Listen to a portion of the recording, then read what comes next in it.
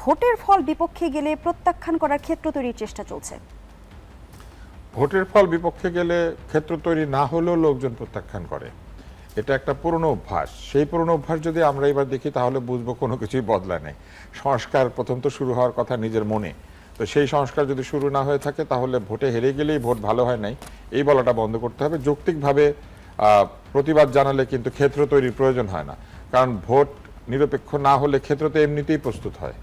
কিন্তু যদি আমরা দেখি যে ভোট ঠিক মতোই হয়েছে কিন্তু কেউ কেউ শুধু হেরে যাওয়ার কারণে এই ধরনের কথা বলছেন, তাহলে ধরে নিতে হবে যে তারা আসলে আগে থেকেই হেরে গেলে এই কথা বলবেন বলে প্রস্তুত হয়েছেন। তবে এক ধরনের ক্ষেত্র প্রস্তুতের চেষ্টা আছে, সেটা লক্ষ্য করা যায়, এবং সেই ক্ষেত্র প্রস্তুতের চেষ্টার অংশ হিসেবে আপনি দেখবেন যে প্রায় সকলের বিরুদ্ধেই কিছু কিছু দল অভিযোগ জানিয়ে রেখেছে। নির্বাচন কমিশন, সরকার, লেভেল প্লেইং ফিল্ড হয় নাই, সরকার ঝুঁকে গিয়েছেন, এরকম কথা কোন দিকে নিরপেক্ষতা নিয়ে প্রশ্ন উঠছে, কোন দিকে বেশি প্রশাসনের নিরপেক্ষতা, লটারি করতে হবে, এখনো গুপ্ত লুকিয়ে আছে বা এখনো আওয়ামী লীগাররা বসে আছে, এরকম অভিযোগ কোন দিক থেকে বেশি হচ্ছে সেটা দেখলে আপনারা বুঝবেন যে কারা আসলে ক্ষেত্র প্রস্তুত করার চেষ্টা করছে, যে ভোট যদি না যেতে তাহলে কি কি বলতে হবে বা কিভাবে ভোটকে প্রত্যাখ্যান করতে হবে। আমার তো ধারণা যে ভোটের দিন ও দুপুর 12টার মধ্যে অনেকে বলে বসতে পারেন যে আমি এই ভোট মানি না, কারণ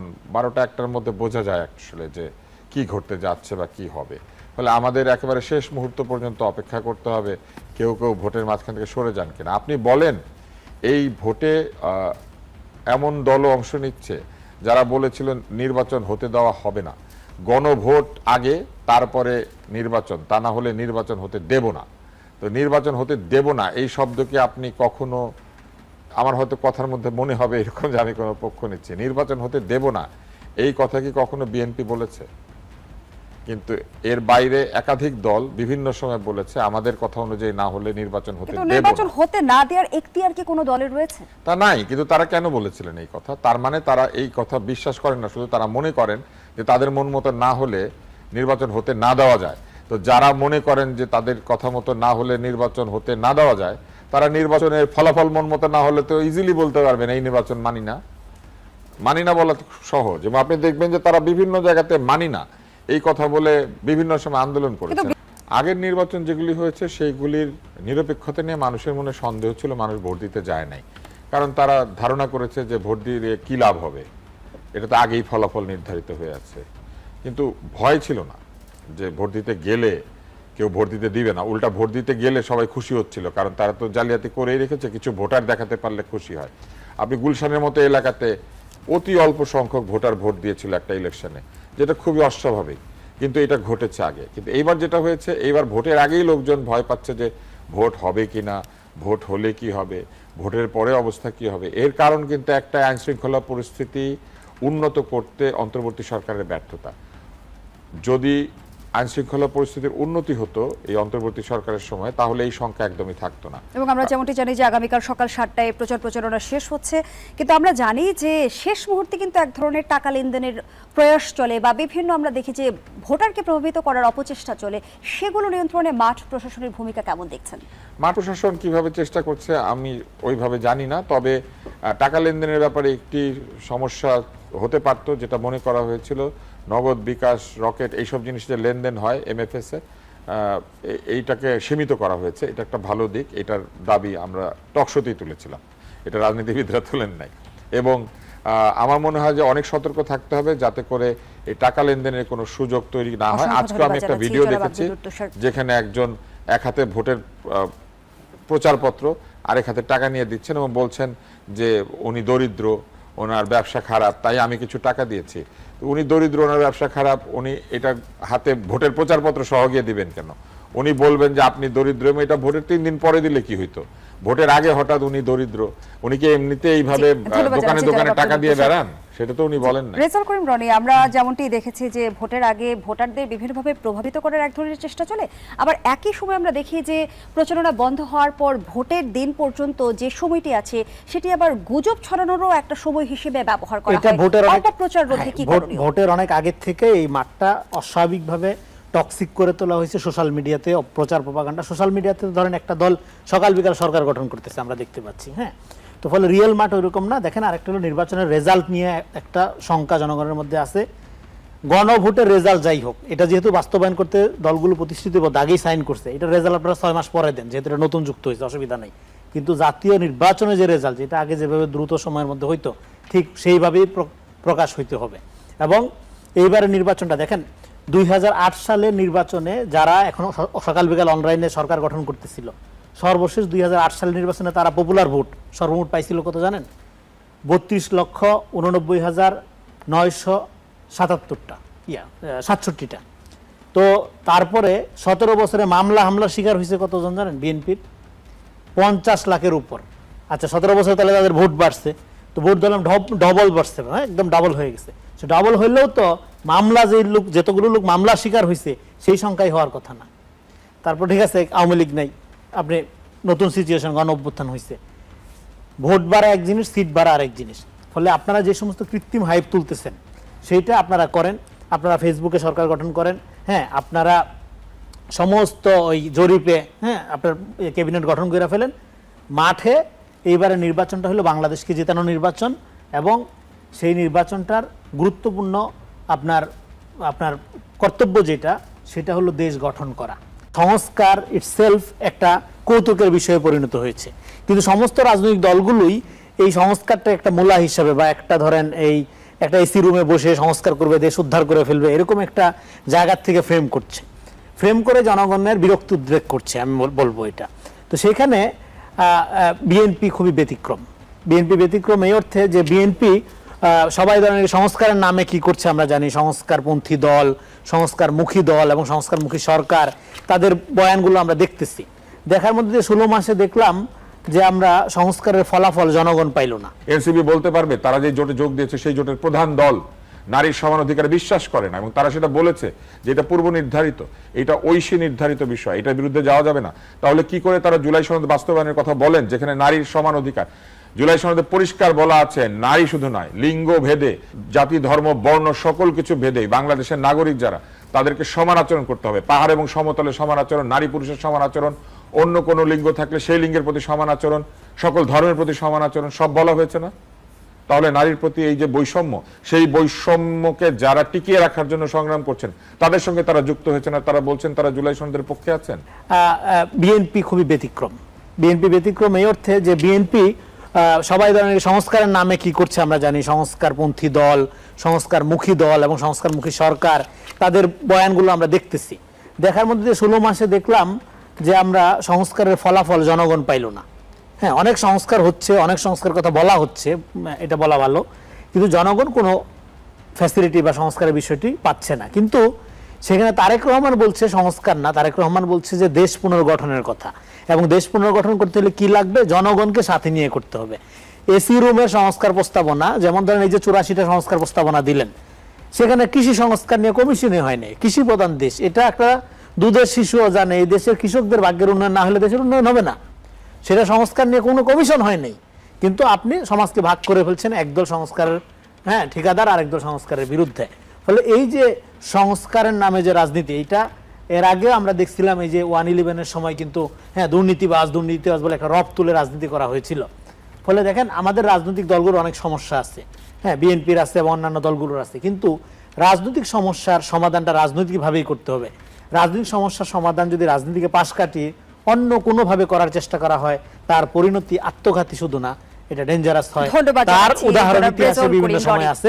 ফলে এখন আমাদের সংস্কারে পোষাবে না, আমাদের যেটা করতে হবে, দেশ পুনর্গঠনের কর্মসূচি লাগবে, সমস্ত কিছু নতুন করে গঠন করতে হবে। পুনর্গঠনটা কতটা বাস্তবায়নযোগ্য সে আলোচনা আমি ফিরব, কিন্তু সেই পুনর্গঠনটা জনগণকে সাথে নিয়ে, এসি রুমের বুদ্ধিজীবী, বিদেশ থেকে ভাড়া করা জানিয়ে রাখতে চাই। ইতিমধ্যে আরো একজন অতিথি আমাদের সঙ্গে যুক্ত হয়েছেন, ডাক্তার আব্দুল নূর তুষার, গণমাধ্যম ব্যক্তিত্ব, রাজনীতি বিশ্লেষক। স্বাগত জানাচ্ছি আপনাকেও। সরকারের যে এক ধরনের আচরণ রয়েছে পক্ষপাতমূলক, সেটাকেই বরং দেখিয়েছে।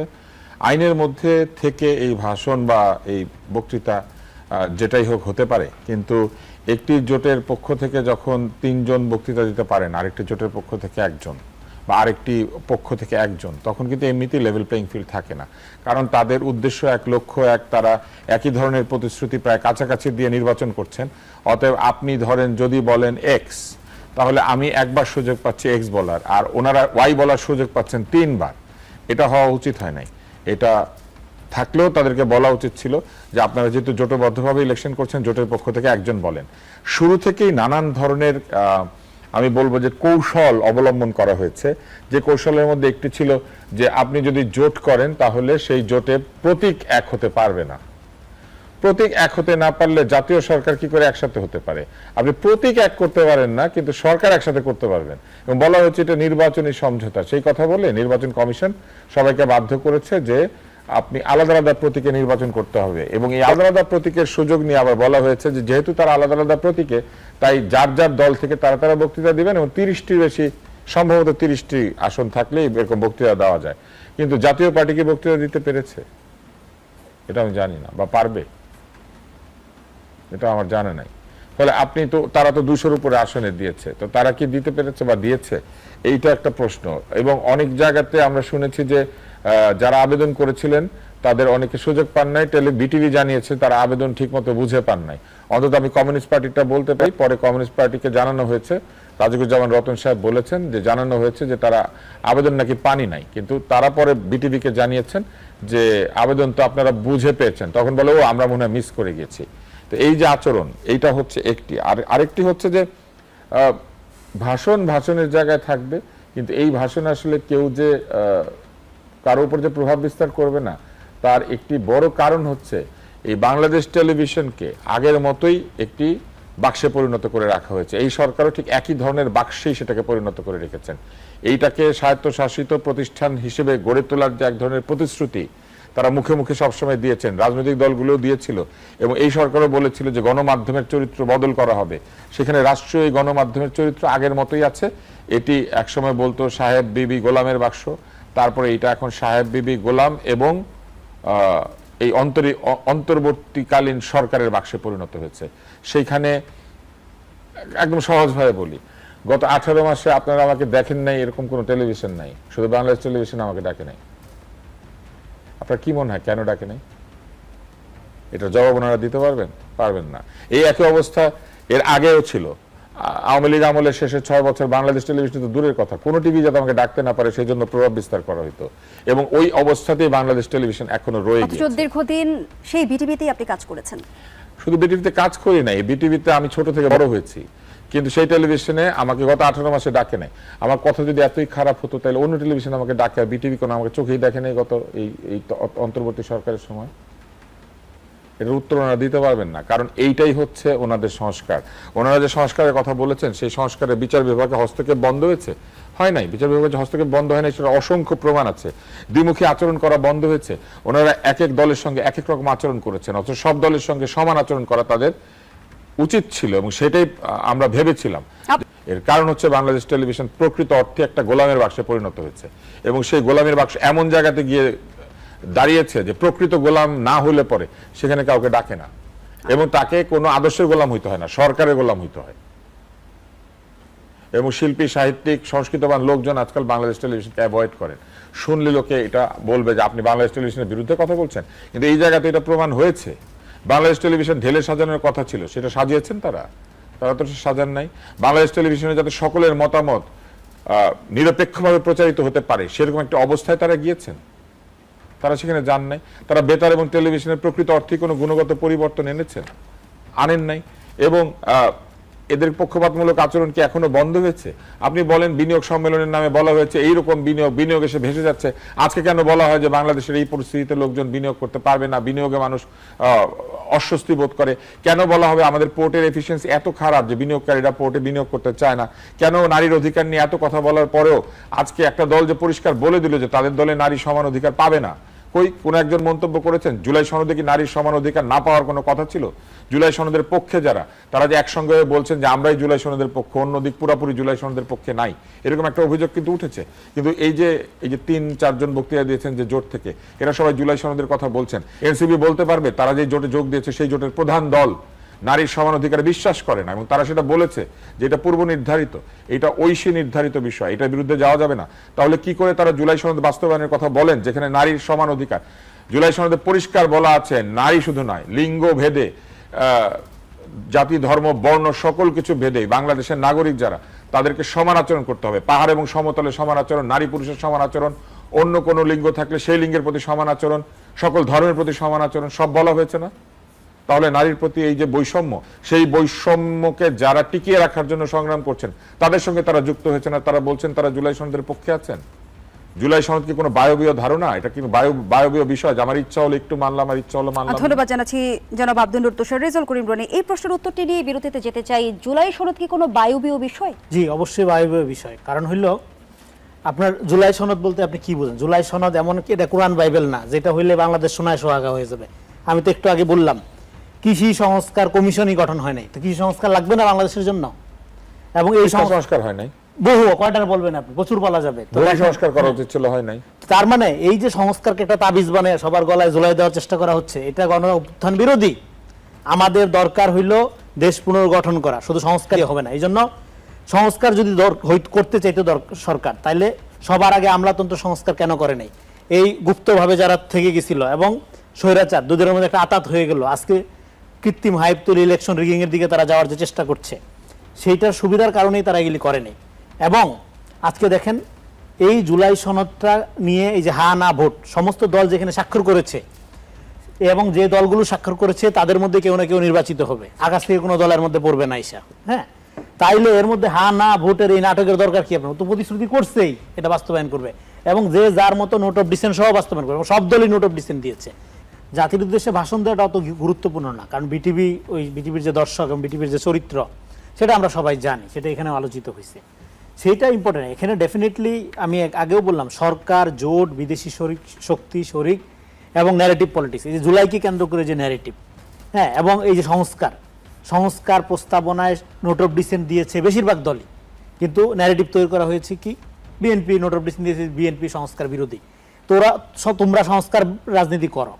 বিএনপির রাজনীতিটা যেটা তারেক রহমান বলছে সেটা হলো সে বলছে আমরা জনগণকে সাথে নিয়ে দেশ পুনর্গঠন করব, এবং পুনর্গঠন করার জন্য উনি যে ইস্তেহারটা দিচ্ছে, ধরেন এই ইস্তেহার এবং জুলাই সনদ, এটার মধ্যে একটা দেখুন সুন্দর সমন্বয় আছে। এবার বাকি যে দলগুলো যারা এত এত জুলাই কথা বলতেছে, তাদের ইস্তেহার এবং জুলাই সনদ দুইটা আপনি পাশাপাশি রাখেন, এই দেখেন দুইটা নিয়ে আমি ঘুরি, হ্যাঁ, দুইটা আপনি পাশাপাশি রাখেন, দেখবেন যে ফুল অফ কন্ট্রাডিকশন, প্রচুর জায়গায় আপনি কন্ট্রাডিকশন পাবেন। কিন্তু আপনি বিএনপির জুলাই সনদে সে নোট অফ ডিসেন্ট সহ যে সমস্ত জায়গায় যেভাবে বর্ণনা করছে এবং তার 31 দফা এবং তার ম্যানিফেস্টো, এই ইস্তেহার মিলে সে যেভাবে প্লেস করছে, আপনি দেখবেন এটার মধ্যে একটা সঙ্গতি আছে, এটার মধ্যে কন্ট্রাডিকশন নাই।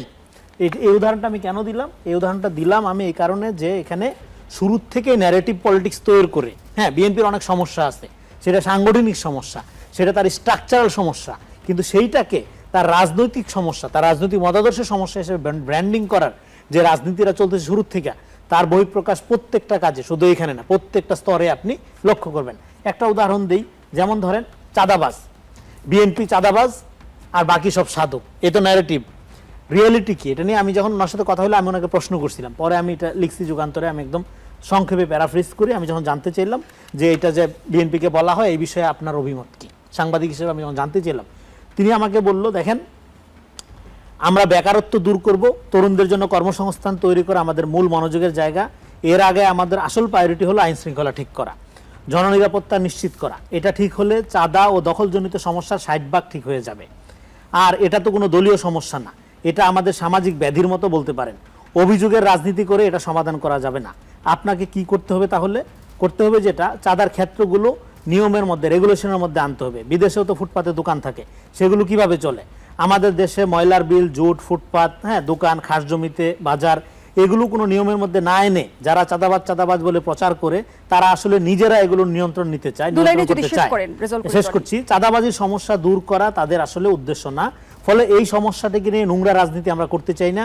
কোনো চাঁদাবাজ শহীদ জিয়া এবং বেগম খালেদা জিয়ার বিএনপিকে প্রতিনিধিত্ব করে না, এটা জনগণ জানেন। আমরা দেশ গঠনের যে কর্মসূচি নিয়েছি সেটা বাস্তবায়নের প্রক্রিয়াতে চাঁদাবাজি, দখলবাজি সমস্যার সুন্দর সমাধান হয়ে যাবে।